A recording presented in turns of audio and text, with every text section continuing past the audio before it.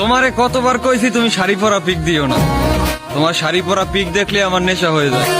আমি ড্রাইভার গাড়ি কন্ট্রোল করতে পারি না।